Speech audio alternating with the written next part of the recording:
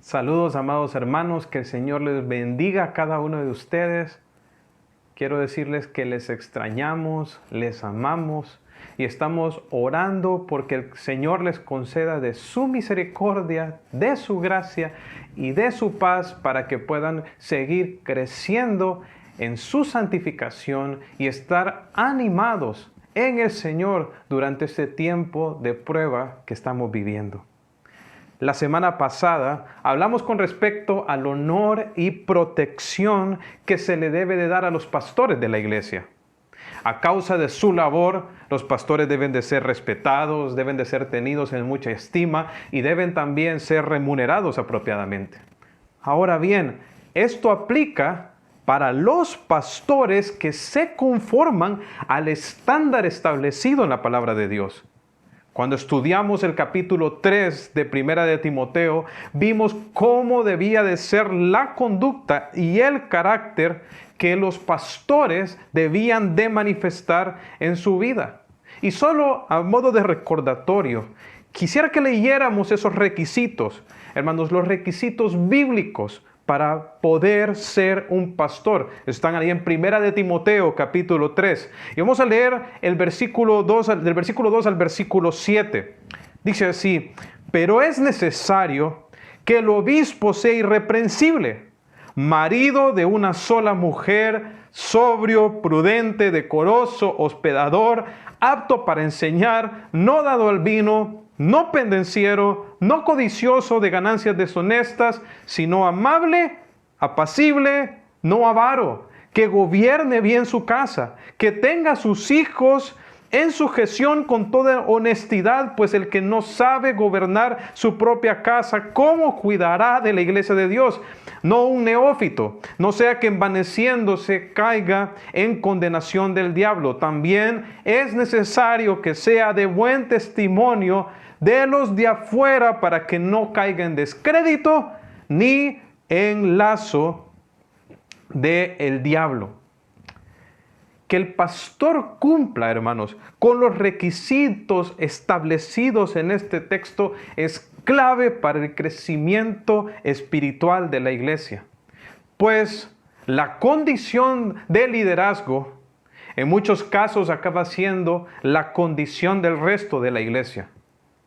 Hebreos 13:7 dice: acordaos de vuestros pastores, que os hablaron las palabras de Dios, considerad cuál haya sido el resultado de su conducta e imitad su fe. En este texto vemos que la iglesia es llamada a considerar, a observar la conducta de sus pastores e imitar su fe. ¿Por qué su fe, hermanos? Porque la verdadera fe se manifiesta en una conducta santa.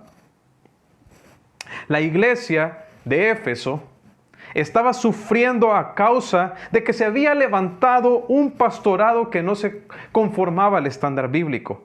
La situación había llegado a tal punto que Pablo se vio en la necesidad de enviar a Timoteo para poner en orden lo deficiente. Hoy en día, hermanos, hay muchas iglesias que están sufriendo por la misma razón. Escuchamos por todos lados de pastores cuya conducta y predicación son reprochables. Pero, ¿qué hacer en caso de tener pastores que no viven de acuerdo a los parámetros dados por el Señor en su palabra? ¿Cómo podemos hacer para evitar caer en el problema en que había caído la iglesia de Éfeso? ¿Qué se requiere, hermanos, para que como iglesia podamos tener un liderazgo que se sujeta a los parámetros establecidos en la palabra de Dios? Pues esto es justamente lo que vamos a estar examinando en los textos bíblicos que vamos a estar desarrollando el día de hoy. Este texto nos plantea dos líneas de acción a seguir. La primera es de tipo correctivo, que tiene que ver con qué hacer en el caso de que un pastor caiga en un pecado que le descalifica del ministerio. La segunda línea de acción es más que todo preventiva y tiene que ver con asegurarnos de atravesar el proceso adecuado en la selección pastoral. Pero antes de entrar en el texto y poder dar respuestas a estas preguntas que les acabo de plantear, quisiera invitarles a que me acompañen en oración para que el Espíritu de Dios pueda iluminar su palabra a nuestros corazones. Oremos, hermanos. Padre Celestial, tú eres Dios santo, tú eres Dios perfecto, tú eres Dios justo, tú eres sublime, tú eres soberano, tú eres todopoderoso, tú eres el Rey eterno. Te debemos nuestras vidas a ti, tú eres nuestro Creador, nuestro sustentador. Padre, te doy gracias. Gracias por tu salvación. Gracias por habernos dado a Cristo para rescatarnos de nuestros pecados. Señor, gracias por darnos tu palabra también, que es lámpara para nuestros pies, que es lumbrera a nuestro camino. Y específicamente en el tema de cómo corregir a los pastores y cómo seleccionar a los pastores. Tu palabra, Señor, nos da completa claridad. Y yo te ruego que a través de este estudio, tu Espíritu Santo pueda iluminar tu palabra en nuestros corazones para que la podamos comprender y aplicar en nuestra iglesia. Oro, Señor, que levantes pastores y ancianos en nuestra iglesia que son fieles a ti y que se conforman a los parámetros que tú has establecido en tu palabra. Padre, guíanos en este tiempo. En el nombre de Jesús. Amén. Quiero invitarles, hermanos, a que busquen en sus Biblias Primera de Timoteo, capítulo 5, versículo 20. Primera de Timoteo, capítulo 5, versículo 20. Vamos a leer, hermanos, los primeros 2 versículos. Dice así: a los que persisten en pecar, repréndelos delante de todos, para que los demás también teman. Te encarezco delante de Dios y del Señor Jesucristo y de sus ángeles escogidos, que guardes estas cosas sin prejuicios, no haciendo nada con parcialidad. La semana pasada vimos la importancia de cuidar el testimonio de un anciano, no admitiendo acusación, sino a no ser que fuera sustentada por 2 o 3 testigos. Pero ¿qué hacer en el caso de que se levante una acusación que sí resulta ser cierta y que es confirmada por los debidos testigos? Pues justamente de eso es lo que nos está hablando el texto que acabamos de leer. Dice que los ancianos que persisten en pecar, se les debe reprender delante de todos. El verbo pecar es un presente participio que comunica la idea de un hombre que manifiesta un patrón de pecado en su vida. La Biblia no dice, hermanos, que los pastores son infalibles, o sea, que nunca pecan, pero sí dice que deben ser irreprensibles, lo que implica que no se les puede acusar de mantener una práctica de pecado en su vida.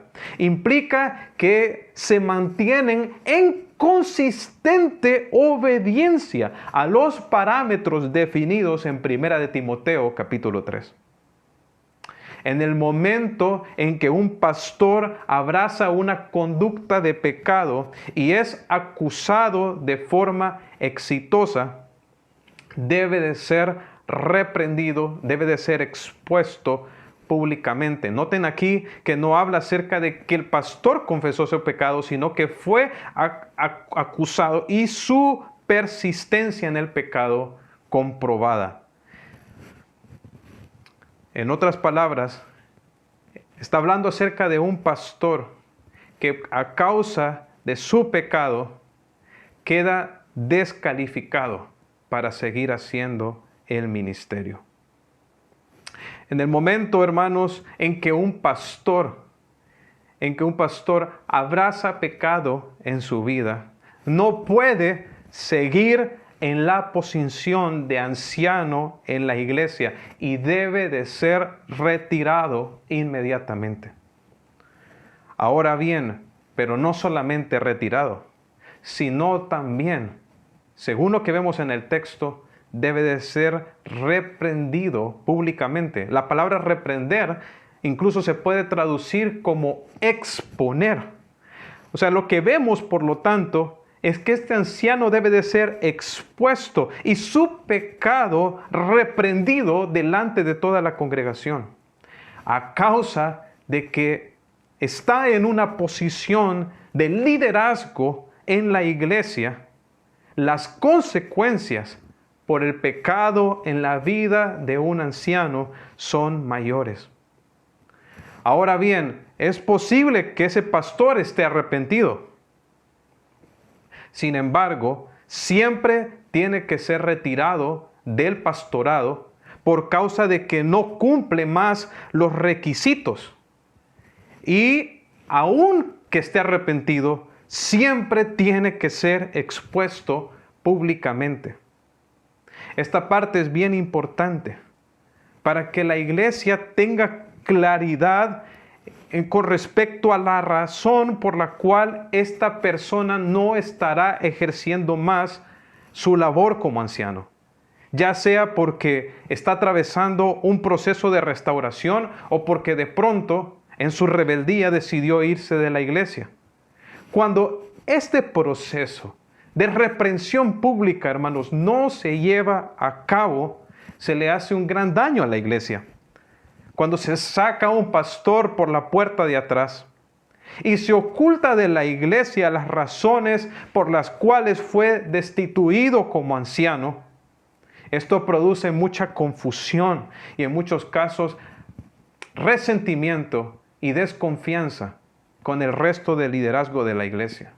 Aunque ciertamente exponer a un pastor es algo doloroso para la iglesia, incluso doloroso para la reputación de dicho pastor, lo que aquí está en juego, hermanos, es la gloria de Cristo y la salud de la iglesia y del resto del liderazgo.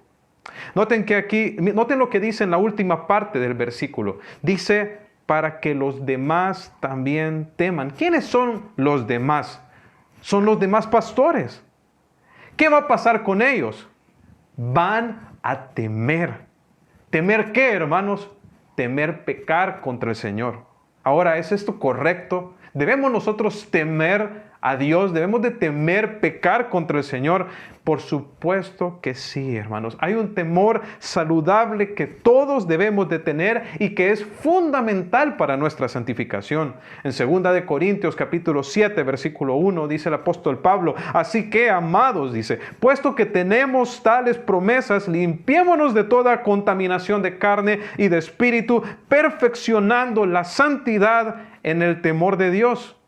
Proverbios capítulo 1, versículo 7 dice, el principio de la sabiduría es el temor de Jehová. En Salmo capítulo 2, versículo 11, hablando acerca de cómo debe de servirse al Señor, dice, servid a Jehová con temor y alegraos con temblor. Filipenses capítulo 2, versículo 12 dice, por tanto, amados míos, como siempre habéis obedecido, no como en mi presencia solamente, sino mucho más ahora en mi ausencia, ocupaos en vuestra salvación con temor y temblor. Es cierto que debemos de servir al Señor con amor, pero también debemos de servirle con temor. El temor del Señor, hermanos, es un temor a no querer pecar contra Él. Es un temor que viene como resultado de que nosotros entendemos quién es Él, que Él es un Dios santo, que Él es un Dios justo, que Él es un Dios bueno.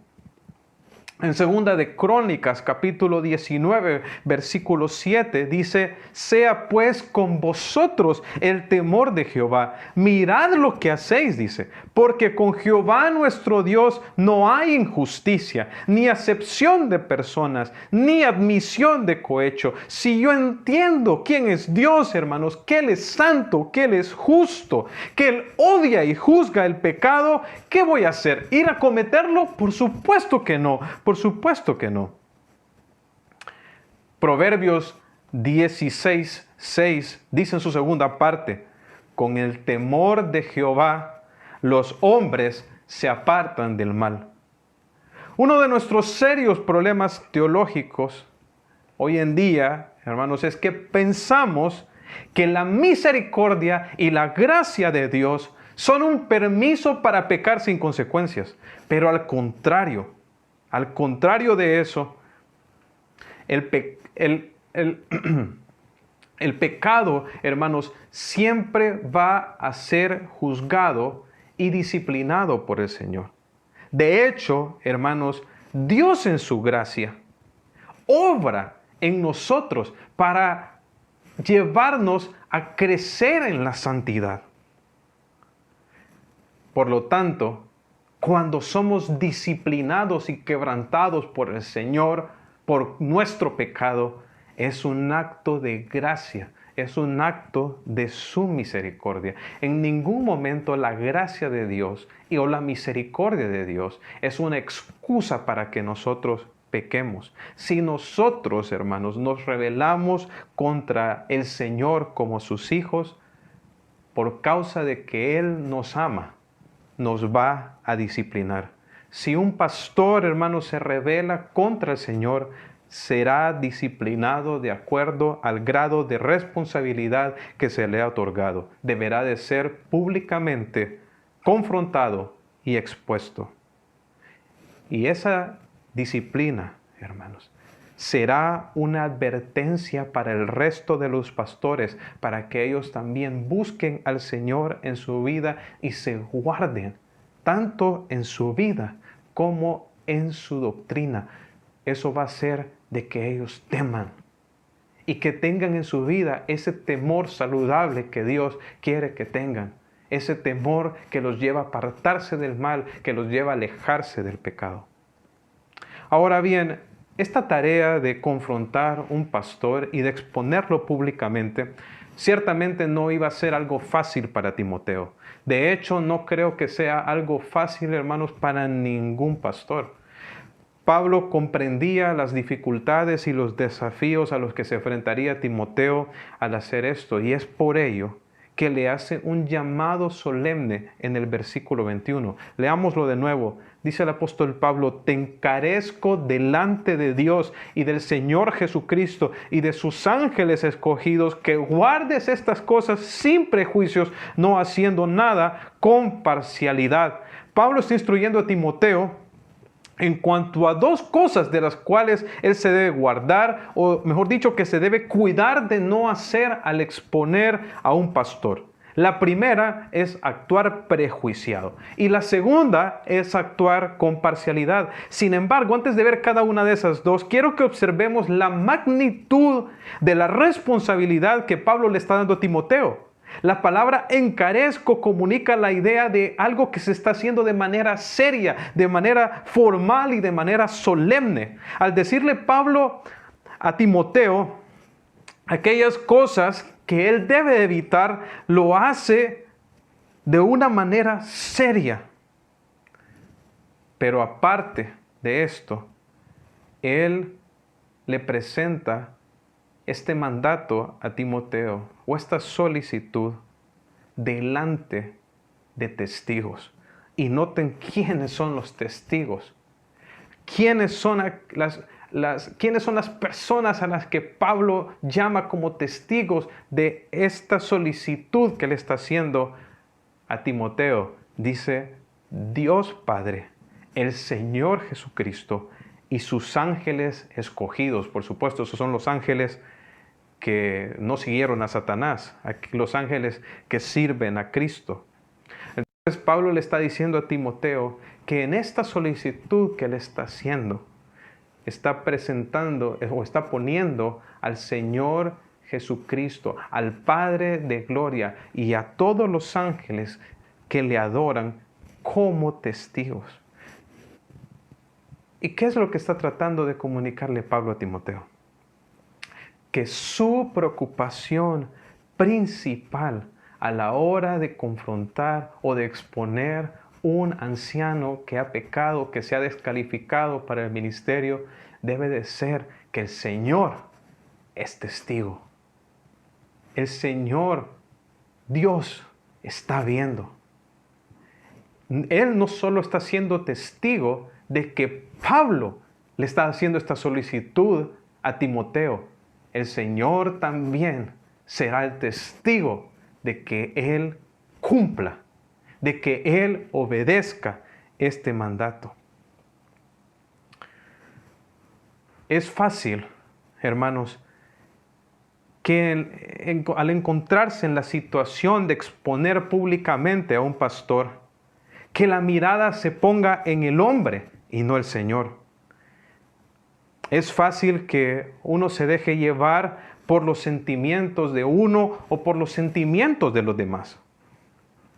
Pero lo único que debe preocuparnos a nosotros debe de ser cumplir con la voluntad de Dios. Pues como sabemos, la voluntad de Dios es lo mejor.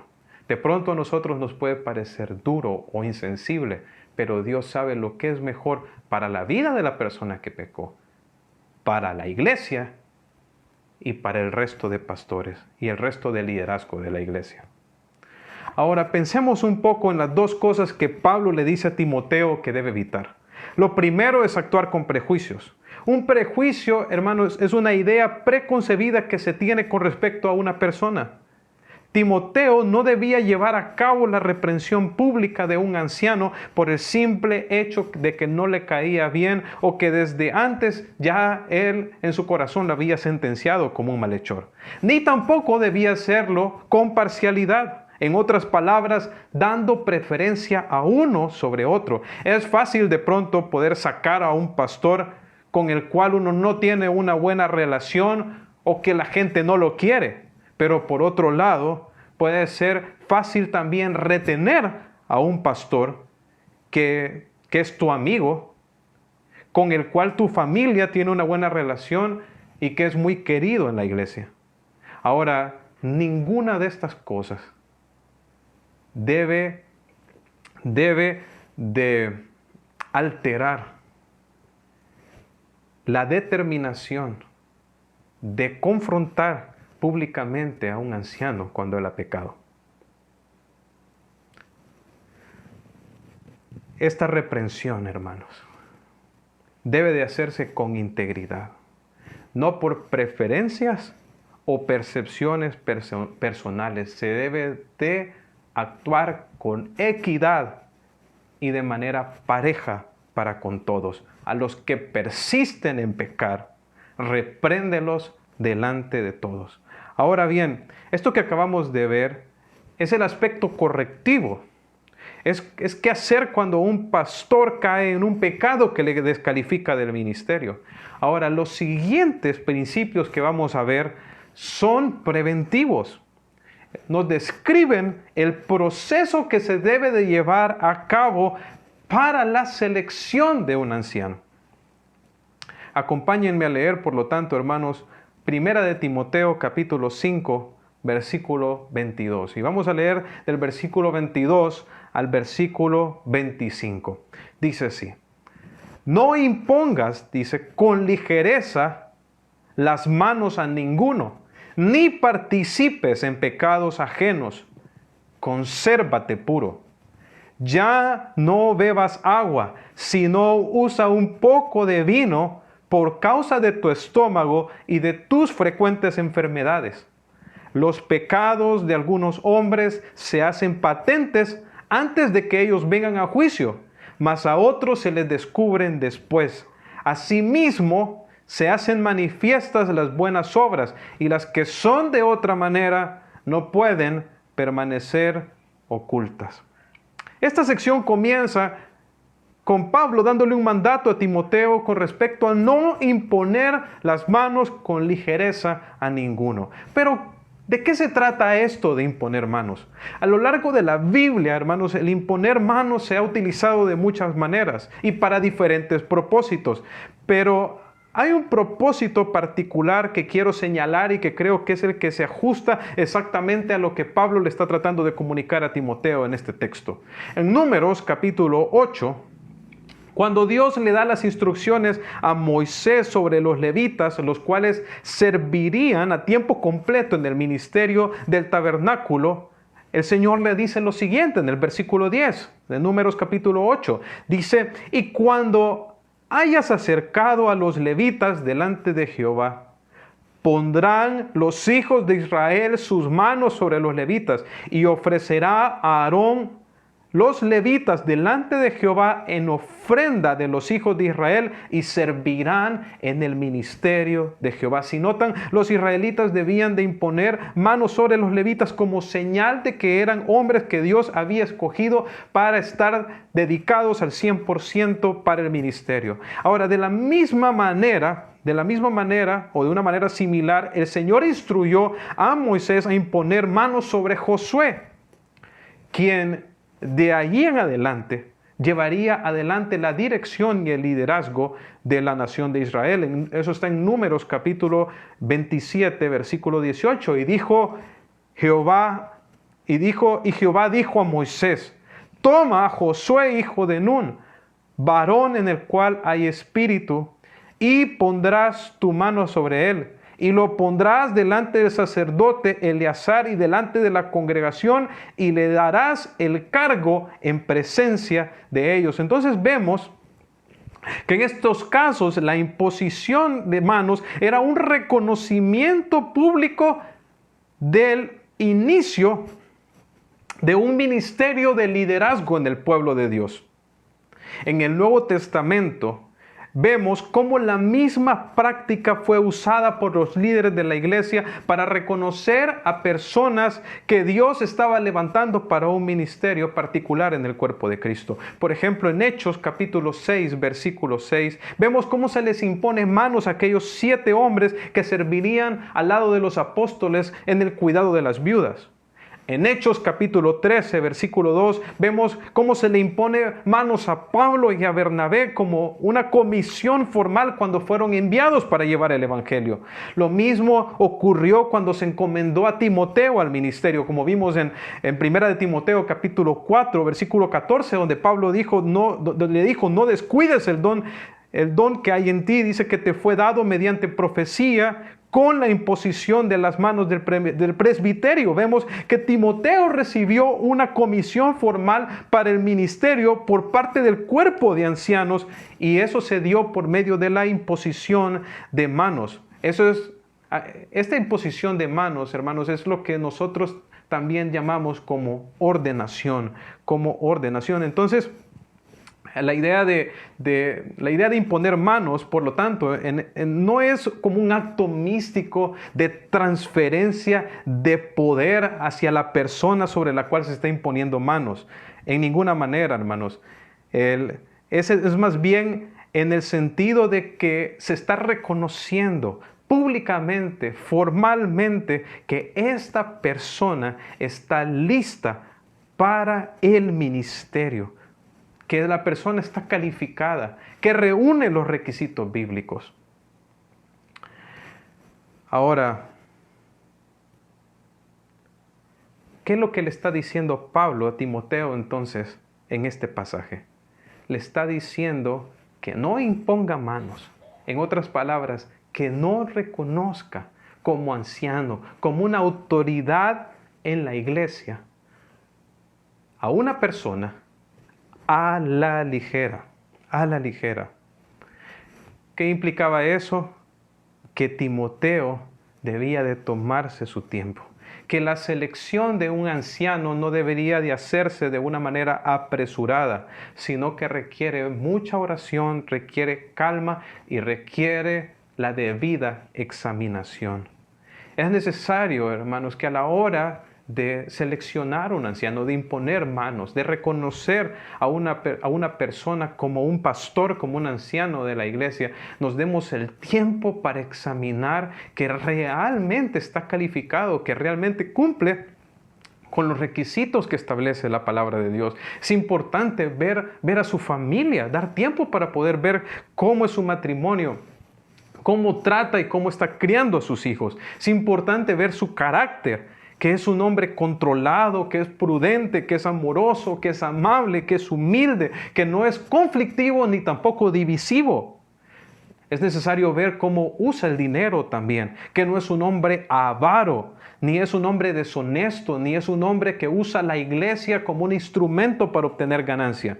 También es necesario ver cómo es su testimonio en su comunidad, con sus vecinos, qué opinan las personas que están a su alrededor acerca de él.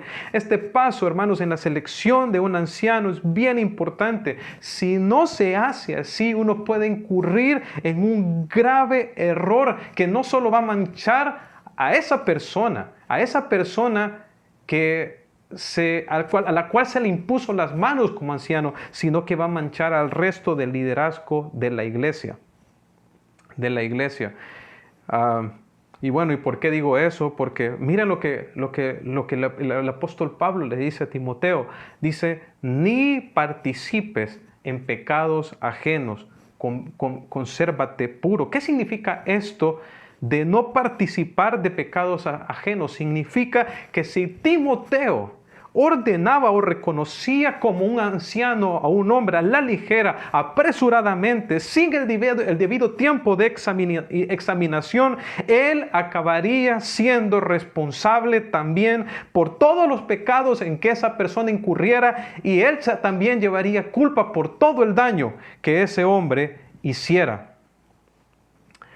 La palabra participar, que dice no participes en pecados ajenos, dice la palabra participar, en griego es koinoneo, de donde se deriva la palabra comunión. Hermanos, nosotros queremos tener comunión en la fe, queremos tener comunión en el amor, pero no queremos tener comunión en los pecados de una persona. Ahora bien, como un dato, Timoteo tenía la autoridad aquí para imponer las manos sobre una persona y reconocer ancianos, porque él había sido instituido por el mismo apóstol Pablo, porque él tenía la autoridad apostólica. Hoy en día, hermanos, los apóstoles ya no están. Entonces, la responsabilidad de ordenar nuevos ancianos cae sobre el cuerpo de pastores de la iglesia. Entonces, a la luz de lo que vemos en este texto, entonces vemos que Dios llamará a cuentas por su pecado y por el daño hecho, no solo al anciano que fue ordenado prematuramente, sino también a los pastores que lo ordenaron sin el debido proceso. Consérvate puro, le dice Pablo a Timoteo. Parte de la pureza, hermanos, y la santidad de los pastores es cuidarse de no ordenar a nadie a la ligera. Ahora bien, mientras Pablo le está hablando a Timoteo con respecto a la pureza, viene a su mente lo que vemos en el versículo 23, donde le dice, ya no bebas agua, sino usa un poco de vino por causa de tu estómago y de tus frecuentes enfermedades. Ahora, ¿qué tiene que ver esto con la pureza en la vida de Timoteo?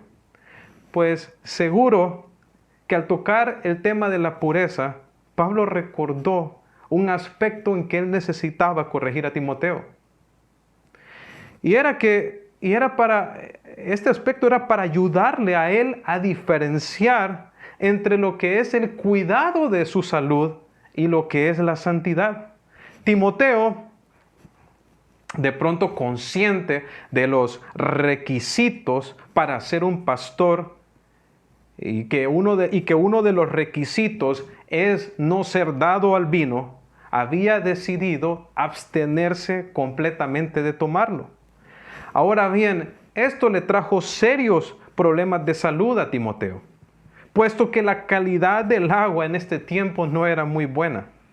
A pesar de que los romanos construyeron los famosos acueductos para suplir de agua a sus ciudades, el agua, hermanos, no era totalmente segura para tomar, pues en muchos casos estaba infectada con heces fecales y con minerales dañinos.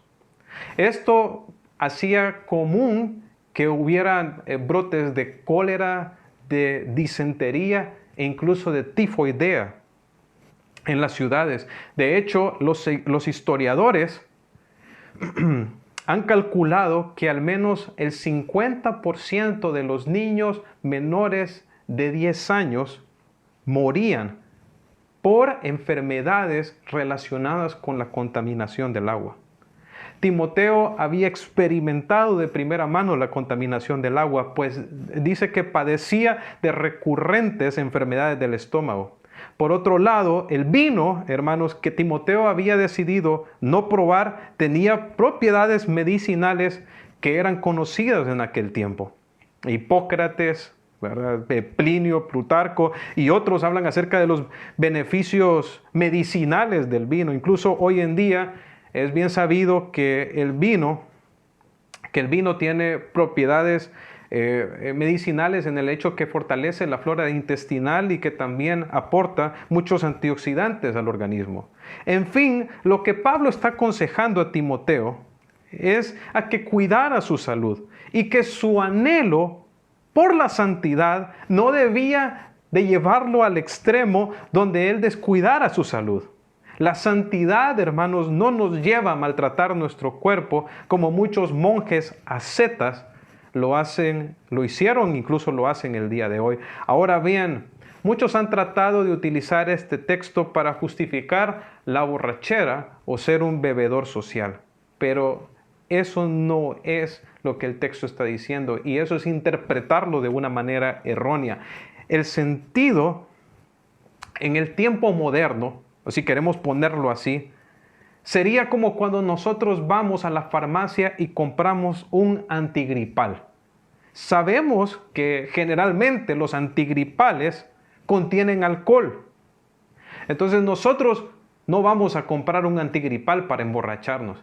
Vamos y compramos un antigripal para propósitos medicinales. De esta manera era la idea que Pablo le está comunicando a Timoteo con respecto a cómo debía de usar el vino.